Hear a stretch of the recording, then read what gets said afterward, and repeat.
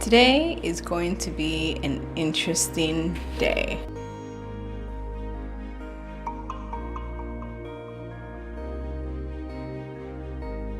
Teaching log 3 part 1.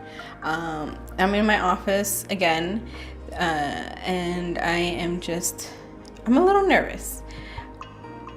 Today I am going over a time management workshop. So I have this worksheet printed out where it kind of breaks down some of your day-to-day activities from sleeping, eating, showering, gym, and work to like hanging out, how many days of class do you have, how many hours in class do you have, study hours, things like that, and travel time apparently. I'm going to go over this worksheet with my students just so they can get an idea of what assignments, how to manage their time with the assignments I will be giving them. Studies have shown that for every hour you spend in class, you spend 3 hours outside studying for it. I don't know if that applies for graduate students though. It might be more, but it will also kind of give them an idea of how to manage their time more properly. There's 168 hours in a week, and if they have negative hours, then obviously they have to cut down on something, either cut down on work, sports, things like that. So yeah, the good thing about this workshop is that I'm using this to segue to I'm using this to segue into the writing process in the class. I did have my students read the first chapter of Everything You Need to Know About College Writing, and it starts introducing the writing process. The whole book discusses the writing process, and I need them to acknowledge their own writing process, whether it is through procrastination or not. And I do have a couple of videos that I will be linking below that I will be providing them, such as a TED Talk called The Inside the Mind of a Master Procrastinator or something like that. I also have How to Avoid Procrastination, a 5-minute video. And then I have another 5-minute video that is like successful ways to manage time. So I'm really excited for this, and this is technically going to be my first day actually teaching. Last week I did an in-class essay. I did the syllabus overview on the first day, and the second day I did an in-class essay. So not much teaching there. I don't know what I'm gonna do. I don't know, but I gotta do something. I gotta teach them. I can't let down my students. I can't. So next time you'll see me, I'll be back here again, probably with some food, and probably gonna give you feedback on how my workshop went, because I need it to go good. It needs to go good. All right, we'll see you in a bit. Teaching log 3, part 2.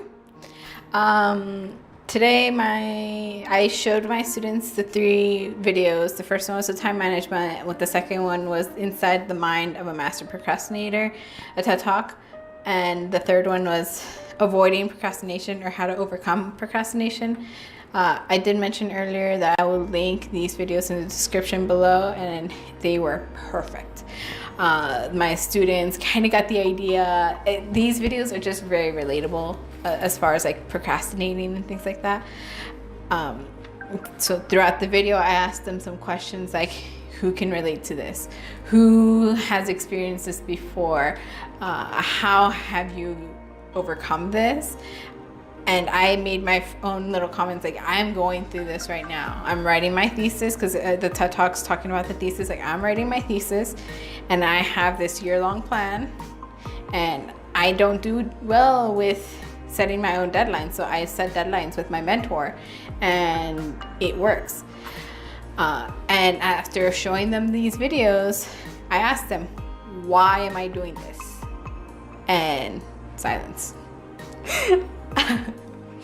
I'm like, there's no wrong answer. I just want to know why you think I'm showing you these videos. And then slowly answering questions.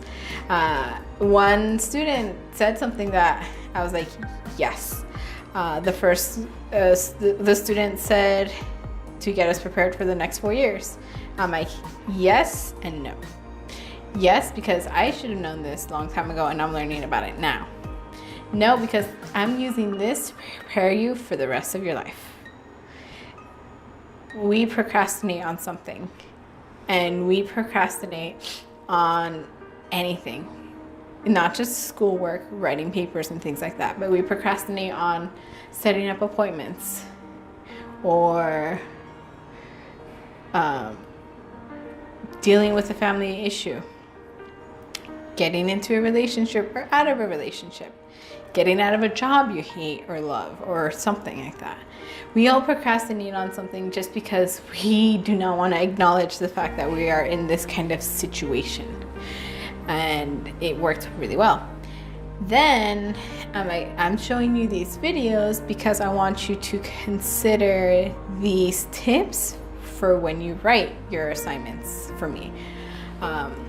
And then I kind of segued to chapter 1 of the book that we are using, which is Everything You Need to Know About College Writing, that introduces the procrastinator's process, and it kind of introduces the various different steps in the writing process. And I kind of tried to pull these answers out of my students.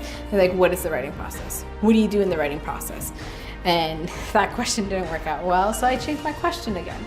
Asked them, okay, what do you do when you start writing? And then that's when the answers started coming in. You research, you make lists, you brainstorm, you ask questions, you write an argument, you do the reading, and it was working out great. What ended up once I got enough answers through there, I'm like, all right, how do you brainstorm? And then I didn't want to ask them to give me the answer, so I gave them 2. You write a free write, dump everything you need to know, or everything that you know about free writes, and I gave them a cluster activity. I'm like, all right, you did a cluster, write the main topic and what happens from there. And I wanted to tie it into the story that we're reading in class, which is Little Red Riding Hood, for this progression. And I'm like, all right, what happens in Little Red Riding Hood? Again, crickets. I'm like, nothing? Because they didn't know. I'm like, all right, let me change it. I erased what I wrote on the board, drew in my cluster circle, and wrote Batman. All right, what happens in Batman? Everyone's hands start going up. His parents die. He has money. He's afraid of bats. He becomes the hero. There's a villain. He gets women. All of these answers started coming the moment I changed it. I'm like, all right, you know how to do this with Batman. Now let's do it with Little Red Riding Hood. What's in Little Red Riding Hood? And then everybody starts answering. There's a wolf. There's a grandma. There's food. There's there's rape. There's weapons. There's a hunter. There's just a bunch of different things. And I'm just like, yes. We're gonna do more of this next class. A little bit of summary and then a little bit of analysis. But what I want you to do is, if you have not done the readings for this class, do them and keep in mind these clusters, keep in mind these different beginning things. Write as many notes as you can while you read. Bring them into class on Thursday, because we're gonna go over it, and we're gonna go more over our progression on Thursday. But I think today, even though it was a little slow, I think it was a success, truth be told. So now I have to go prepare for my Thursday class, because I need to create a PowerPoint on summary and analysis and kind of think of a summary and analysis activity for them. but I'm slowly getting there. It's hard, and I know this that it's hard, but I'm excited, and I'm excited to take you along with me, just because who knows where I go wrong. Who knows if I don't go wrong. Now I'm a teacher, something's gonna go wrong. Anyways, until next time, bye.